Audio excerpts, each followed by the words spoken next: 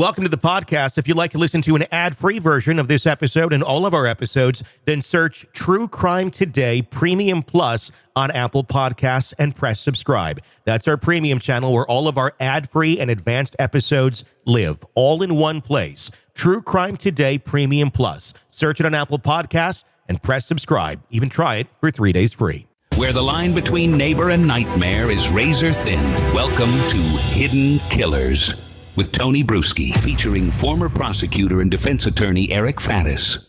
Sean Diddy Combs, the drama continues to unfold as it always does. Joining us to discuss the principles of the case, the latest in the case, Eric Faddis, defense attorney, former prosecutor.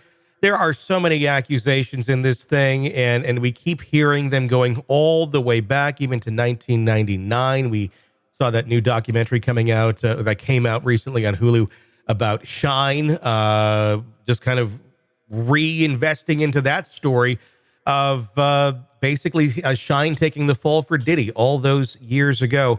With so many things going on here, how do his attorneys even begin to defend him against so many different claims?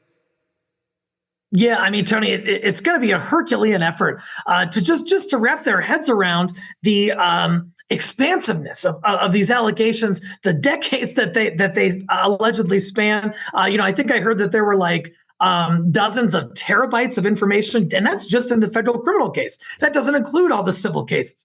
And so you really have to have a team behind you. And I'm talking a team of like more than 10 people or so, multiple attorneys, multiple paralegals, sifting through the allegations, finding investigative avenues, and trying to have some kind of strategy to tackle this massive legal effort. How do you counter something like this? Because the charges of sex trafficking and the racketeering are massive.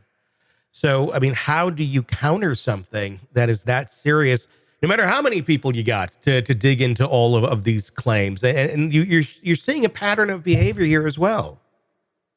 Yeah, I feel you. I mean, there's kind of like a macro and a micro approach. The micro approach is sifting through these allegations, finding little tidbits that are demonstrably untrue, latching on to those, doing investigation of accusers and of witnesses, trying to find credibility issues with those folks. And then on the macro level, you've got to try to control the social narrative, or at least not let it spin so negative that everyone in the world hates your client. Is there any way of getting there for Diddy at this point? Because it seems it's been a spiral just straight downhill since this has all happened. One thing is that media, Diddy does have significant media contacts. He has resources. There's an allegation that he had his family do like a birthday video, and that was supposedly to, gain favor and sympathy amongst the public. There are measures that he can take, but everything is just so negative right now, and all of the media outlets are really kind of crashing down on him. And so it's tough, but he does have the capacity, I think, to make changes. It seems that was what they were trying to do with that birthday video. I saw that too. And on the surface, if you're not looking any deeper, if you know nothing about the case, you're like, oh, this is a cute daddy's in jail birthday video, which is never really that cute. But it's a daddy's in jail birthday video. Sorry, I'm sick right now, so coughing and laughing are not a good thing. Clearly using small children to benefit the image of Diddy in that video, which I found pretty disturbing. You have literally someone who's probably 2-ish years old in there. And you look at, really cute, but they're wishing happy birthday to somebody who's accused of all these horrible, horrible crimes. Does that ever work? Could this work for Diddy? Because we haven't really seen anybody other than his family, his children specifically, coming out for Diddy at this point. Yeah, I hear you. And look, if Diddy is using children as pawns to try to manipulate public perception, of course, that is problematic. On the other hand, we look at the federal prosecutor did a press conference in which he disclosed all of this negative stuff about Diddy. And so doesn't Diddy have his own First Amendment right, so long as he is not obstructing investigation, to counter what is being put out by his adversaries? I think he does have that right. He's got to be careful how he does it. Is it all a PR game for Diddy at this point? I mean, the charges are there. The evidence is going to be there. Federal prosecutors are not going into this thing hoping maybe they'll find something. They have it. So what is it at this point? Is this all just maybe we can make him disappear into the annals of history with a little bit of something positive? I don't know. One thing that I've kind of seen is Diddy's camp distancing themselves from the true nature of the allegations, the content of the allegations, and instead trying to kind of latch on to other sort of narrative generating things, like trying to paint him in a good light as a family man, trying to enlist celebrities for help, although that hasn't gone very well. I think his efforts to change the public perception might even be more effective, or at least potentially more effective, than really countering the specific and heinous allegations against him. Yeah, they are pretty heinous and pretty dark. I mean, could there, let me ask you this, if you were Diddy's attorney, the birthday video that came out, would you have recommended that he put that out? Or would you have said, nah, this might backfire at some point in time?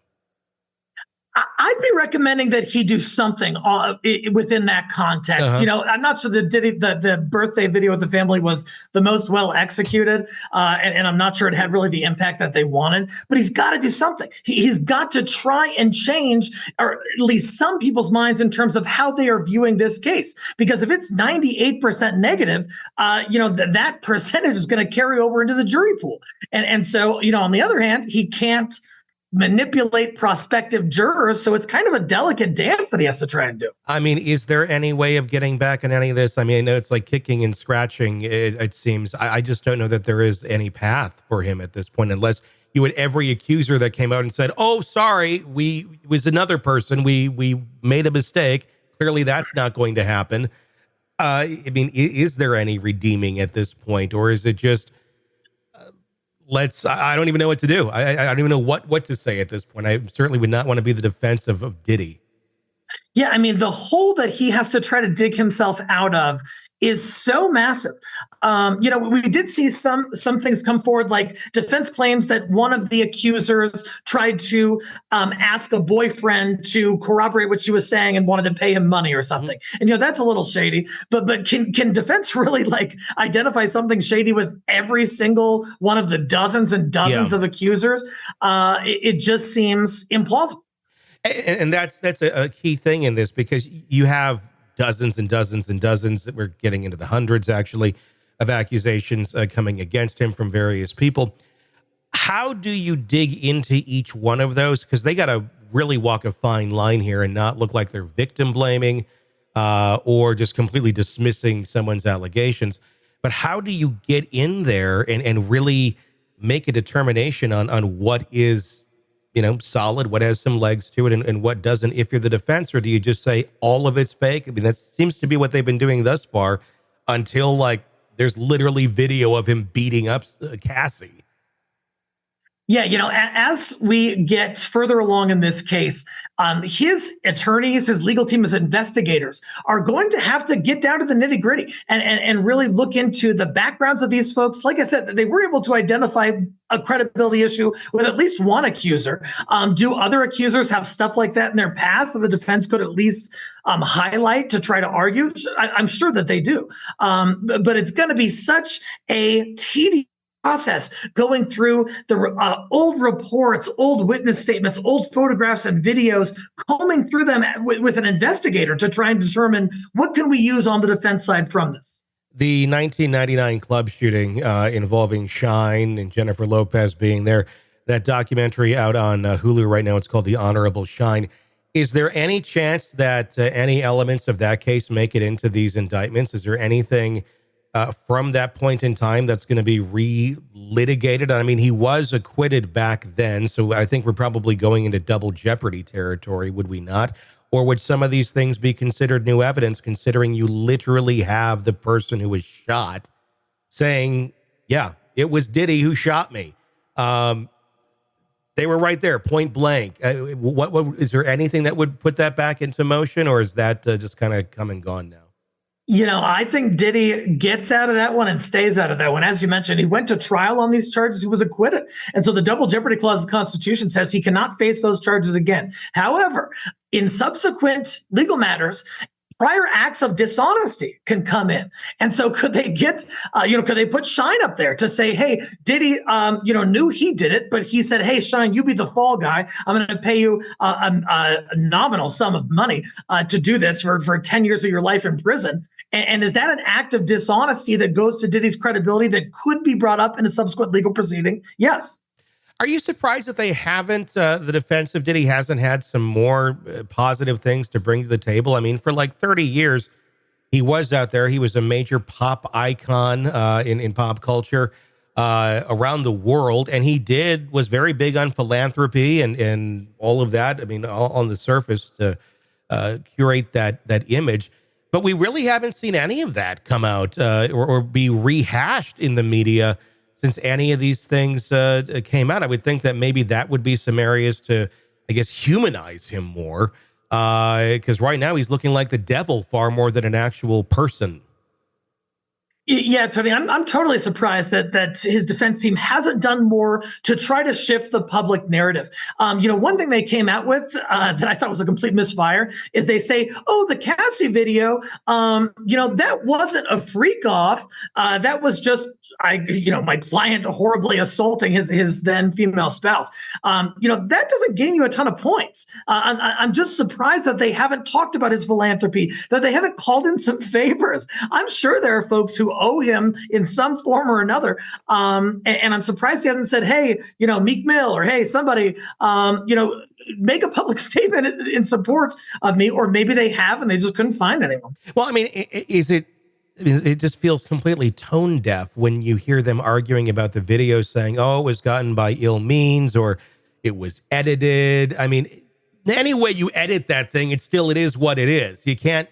You're not going to somehow edit this thing. And in the original edit, he's not beating the shit out of Cassie. It's there.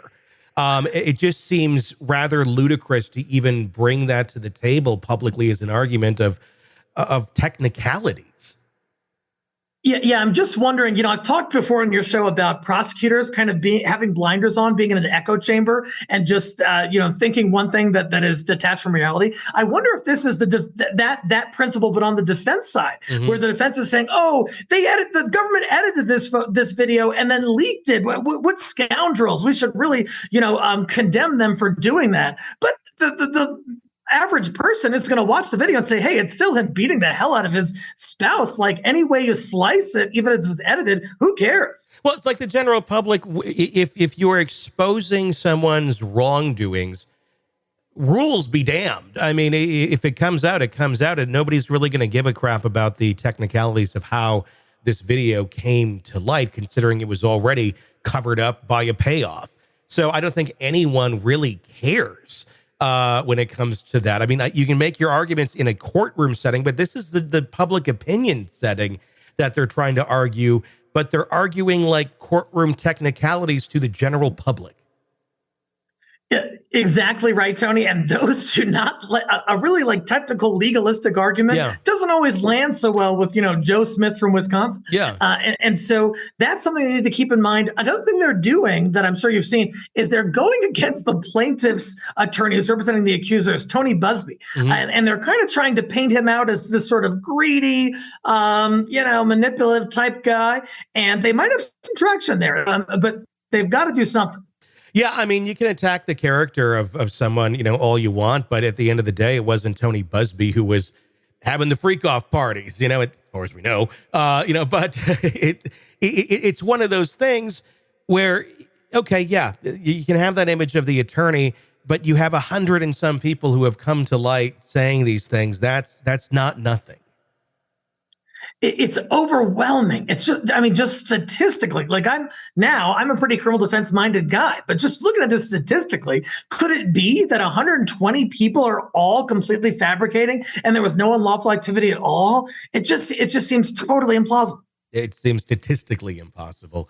It'll be fascinating as this continues to move. Welcome to the podcast. If you'd like to listen to an ad-free version of this episode and all of our episodes, then search True Crime Today Premium Plus on Apple Podcasts and press subscribe. That's our premium channel where all of our ad-free and advanced episodes live, all in one place. True Crime Today Premium Plus. Search it on Apple Podcasts and press subscribe. Even try it for 3 days free. You're neck deep in a dark, twisted tale, and just as the tension peaks, bam, a commercial about some miracle diet pill breaks the spell. It's like finding a fly in your soup after the first bite. But here's the fix. True Crime Today Premium Plus on Apple Podcasts. You get to enjoy your crime stories without the junk. Ad-free episodes, extended interviews that go beyond the surface, and early access to all the gruesome details. It's like swapping out a can of cheap beer for a glass of fine whiskey. So search for True Crime Today Premium Plus on Apple Podcasts. Subscribe and keep the darkness flowing uninterrupted.